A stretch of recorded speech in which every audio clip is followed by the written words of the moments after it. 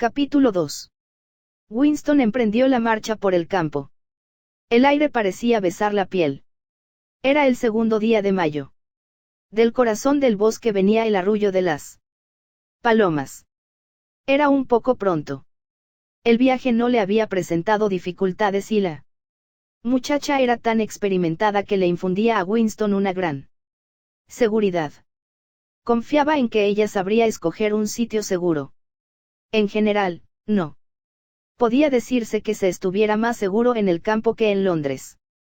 Desde luego, no había telepantallas, pero siempre quedaba el peligro de los micrófonos ocultos que recogían vuestra voz y la reconocían. Además, no era fácil viajar individualmente sin llamar la atención. Para distancias de menos de 100 kilómetros no se exigía avisar los pasaportes, pero a veces vigilaban patrullas alrededor de las estaciones de ferrocarril y examinaban los documentos de todo miembro del partido al que encontraran y le hacían difíciles preguntas. Sin embargo, Winston tuvo la suerte de no encontrar patrullas y desde que salió de la estación se aseguró, mirando de vez en cuando cautamente hacia atrás, de que no lo seguían. El tren iba lleno de prowls con aire de vacaciones, quizá porque el tiempo parecía de verano. El vagón en que viajaba Winston llevaba asientos de madera y su compartimiento estaba ocupado casi por completo con una única familia, desde la abuela, muy vieja y sin dientes, hasta un niño de 1 mes. Iban a pasar la tarde con unos parientes en el campo y, como le explicaron con toda libertad a Winston, para adquirir un poco de mantequilla en el mercado negro. Por fin, llegó a la vereda que le había dicho ella y siguió por allí entre los arbustos. No tenía reloj, pero no podían ser todavía las 15. Había tantas flores silvestres, que le era imposible no pisarlas. Se arrodilló y empezó a coger algunas, en parte por echar algún tiempo fuera y también con la vaga idea de reunir un ramillete para ofrecérselo a la muchacha. Pronto formó un gran ramo y estaba oliendo su enfermizo aroma cuando se quedó helado al oír el inconfundible crujido de unos pasos tras él sobre las ramas secas. Siguió cogiendo florecillas. Era lo mejor que podía hacer. Quizá fuese la chica, pero también pudieran haberlo seguido. Mirar para atrás era mostrarse culpable. Todavía le dio tiempo de coger 2 flores más. Una mano se le posó levemente sobre el hombro. Levantó la cabeza. Era la muchacha. Esta volvió la cabeza para prevenirle de que siguiera callado, luego apartó las ramas de los arbustos para abrir paso hacia el bosque. Era evidente que había estado allí antes, pues sus movimientos eran los de una persona que tiene la costumbre de ir siempre por el mismo sitio. Winston la siguió sin soltar su ramo de flores. Su primera sensación fue de alivio, pero mientras contemplaba el cuerpo femenino, esbelto y fuerte a la vez, que se movía ante él, y se fijaba en el ancho cinturón rojo, lo bastante apretado para hacer resaltar la curva de sus caderas, empezó a sentir su propia inferioridad. Incluso ahora le parecía muy probable que, cuando ella se volviera y lo mirara, lo abandonaría. La dulzura del aire y el verdor de las hojas lo hechizaban. Ya cuando venía de la estación, el sol de mayo le había hecho sentirse sucio y gastado, una criatura de puertas adentro, que llevaba pegado a la piel el polvo de Londres. Se le ocurrió pensar que hasta ahora no lo había visto ella de cara a plena luz. Llegaron al árbol derribado del que la joven había hablado. Esta saltó por encima del tronco y, separando las grandes matas que lo rodeaban, pasó a un pequeño claro. Winston, al seguirla, vio que el pequeño espacio estaba rodeado todo por arbustos y oculto por ellos. La muchacha se detuvo y, volviéndose hacia él, le dijo: «Ya hemos llegado». Winston se hallaba a varios pasos de ella. Aún no se atrevía a acercársele más. «No quise hablar en la vereda», prosiguió ella, «por si acaso había algún micrófono escondido. No creo que lo haya, pero no es imposible. Siempre. Cabe la posibilidad de que uno de esos cerdos te reconozca la voz. Aquí. Estamos bien. Todavía le faltaba valor a Winston para acercarse a ella. Por eso, se limitó a repetir tontamente. Estamos bien aquí. Sí. Mira los árboles, eran unos arbolillos de ramas finísimas. No hay nada lo bastante grande para ocultar un micro. Además, ya he estado aquí. Antes. Solo hablaban. Él se había decidido ya a acercarse más a ella. Sonriente. Con cierta ironía en la expresión, la joven estaba muy derecha ante él como preguntándose por qué tardaba tanto en empezar. El ramo de flores silvestres se había caído al suelo. Winston le cogió la mano. ¿Quieres creer, dijo, que hasta este momento no sabía de qué color tienes los ojos? Eran castaños, bastante claros, con pestañas negras. Ahora que me has visto a plena luz y cara a cara, ¿puedes soportar mi presencia? Sí, bastante bien. Tengo 39 años. Estoy casado y no me puedo librar de mi mujer. Tengo varices y 5 dientes postizos, todo eso no me importa en absoluto, dijo la muchacha. Un instante después, sin saber cómo, se la encontró Winston en sus brazos. Al principio, su única sensación era de incredulidad. El juvenil cuerpo se apretaba contra el suyo y la masa de cabello negro le daba en la cara y, aunque le pareciera increíble, le acercaba su boca y él la besaba. Sí, estaba besando aquella boca grande y roja. Ella le echó los brazos al cuello y empezó a llamarle, querido, amor mío, precioso. Winston la tendió en el suelo. Ella no se resistió, podía hacer con ella lo que quisiera.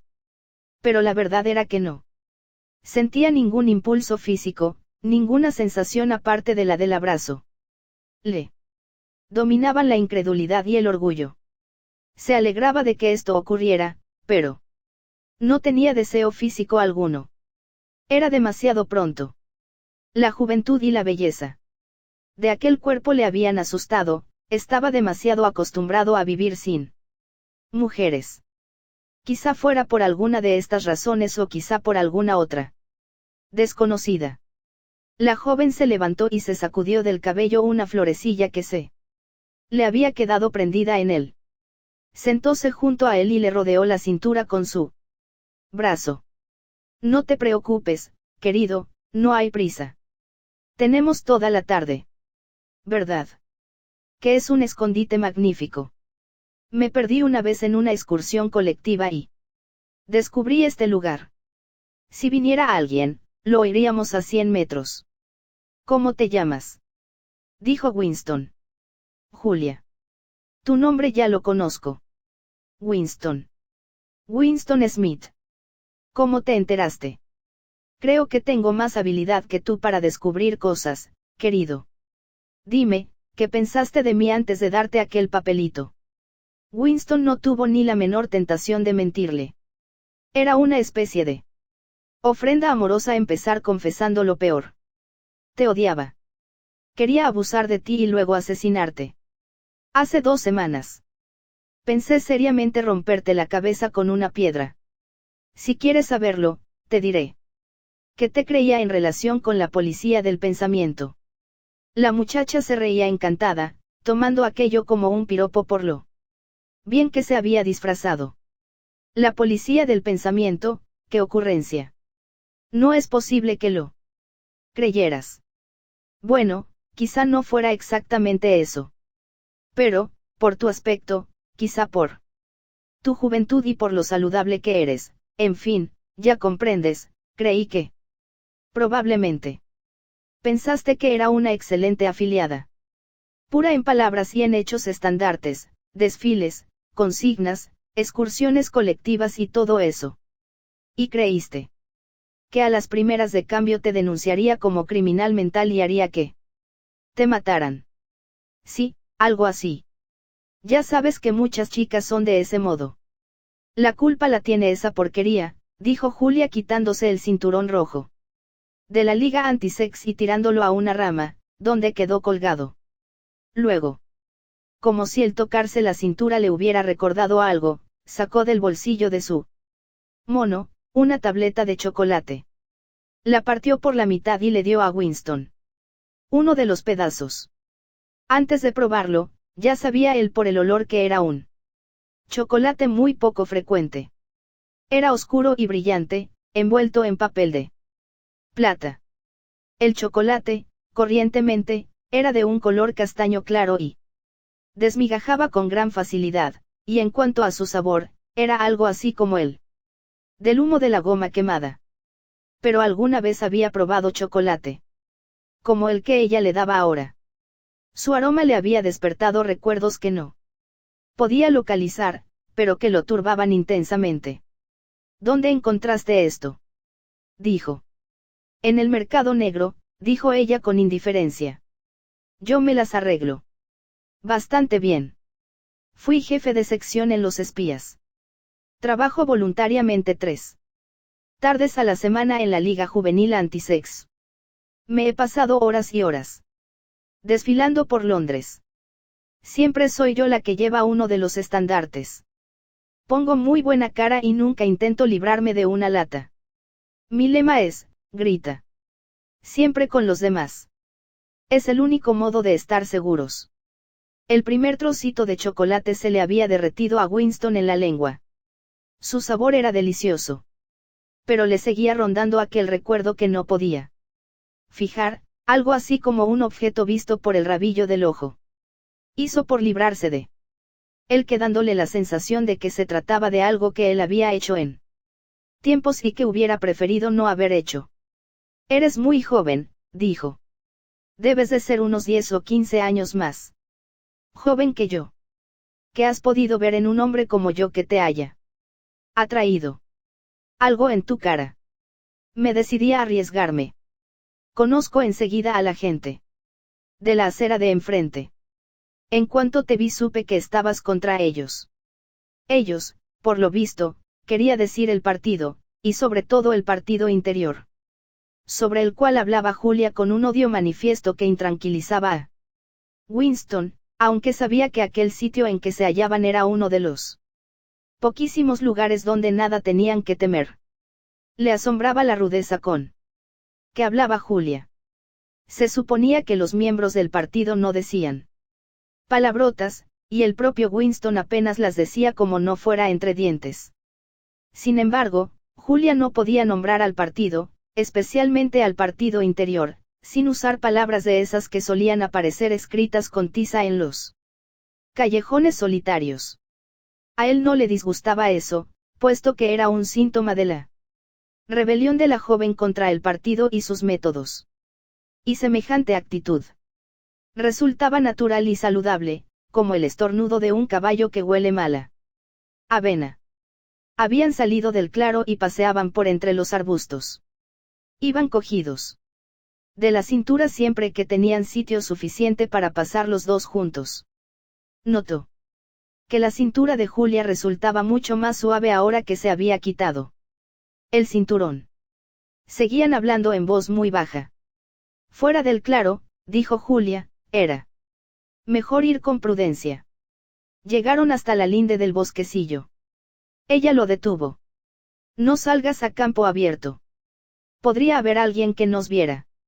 Estaremos mejor detrás de las ramas. Y permanecieron a la sombra de los arbustos. La luz del sol, filtrándose por las innumerables hojas, le seguía caldeando el rostro. Winston observó el campo que los rodeaba y experimentó, poco a poco, la curiosa sensación de reconocer aquel lugar. Era tierra de pastos, con un sendero que la cruzaba y alguna pequeña elevación de cuando en cuando.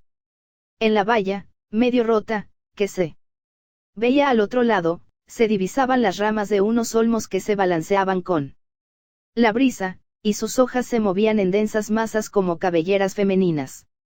Seguramente por allí cerca, pero fuera de su vista, habría un arroyuelo. No hay por aquí cerca un arroyo, murmuró. Sí lo hay. Está al borde del terreno colindante con este. Hay peces, muy grandes por cierto. Se puede verlos en las charcas que se forman bajo los sauces. Es el país dorado, casi, murmuró. El país dorado. No tiene importancia.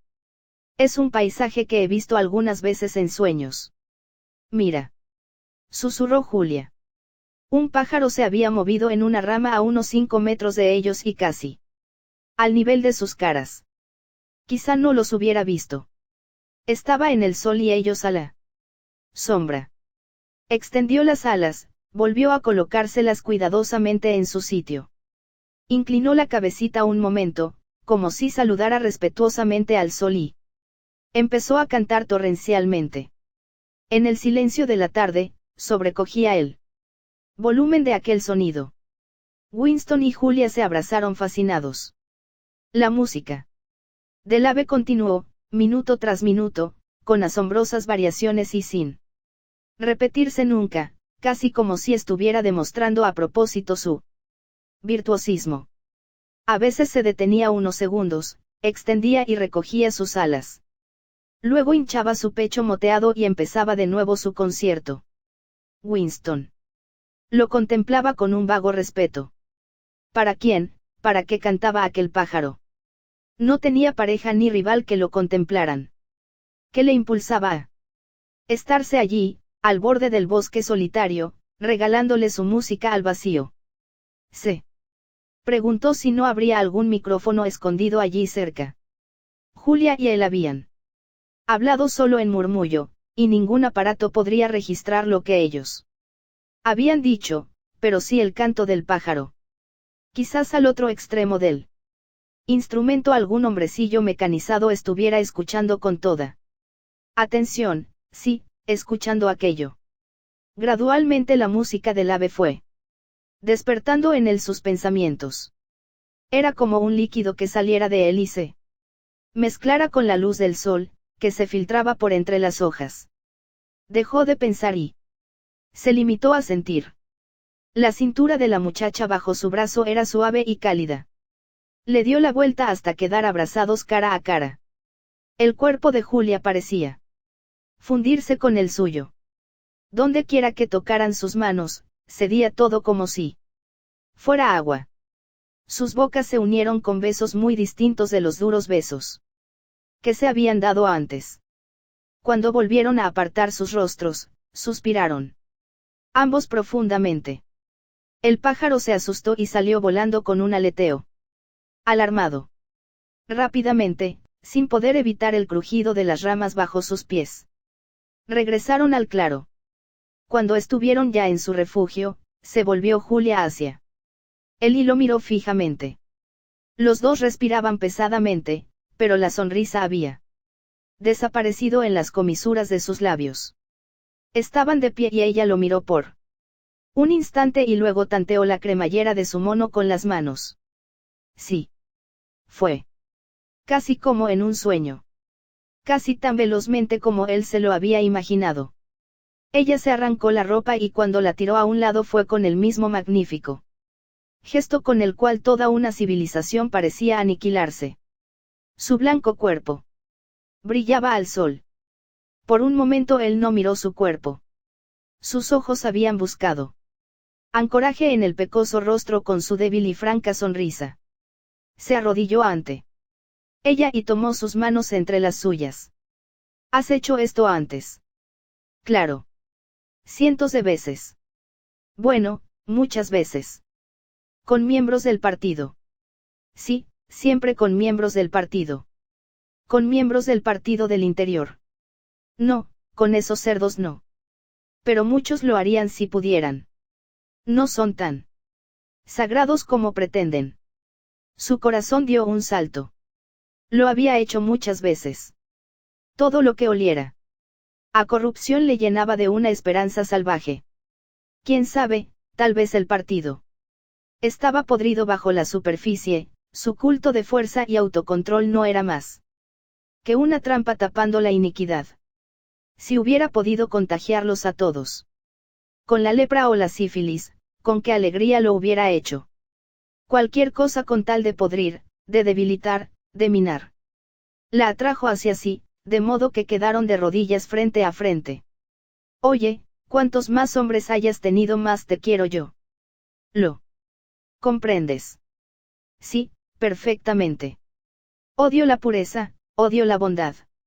No quiero que exista ninguna virtud en ninguna parte. Quiero que todo el mundo esté corrompido hasta los huesos. Pues bien, debe irte bien, cariño. Estoy corrompida hasta los huesos. ¿Te gusta hacer esto? No quiero decir simplemente yo, me refiero a la cosa en sí. Lo adoro. Esto era sobre todas las cosas lo que quería oír. No simplemente el amor por una persona, sino el instinto animal, el simple indiferenciado deseo. Esta era la fuerza que destruiría al partido. La empujó contra la hierba entre las campanillas azules. Esta vez no hubo dificultad. El movimiento de sus pechos fue bajando hasta la velocidad normal y con un movimiento de desamparo se fueron separando. El sol parecía haber intensificado su calor.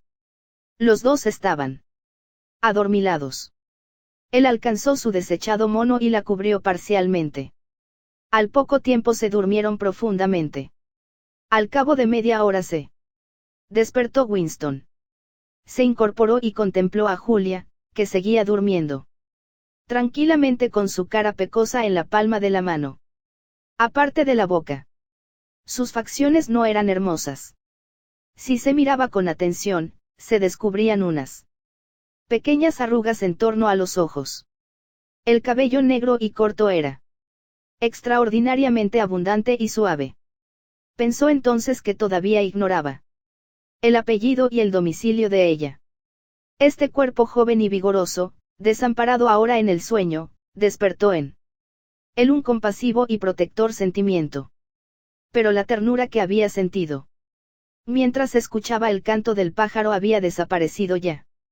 Le apartó el mono a un lado y estudió su cadera.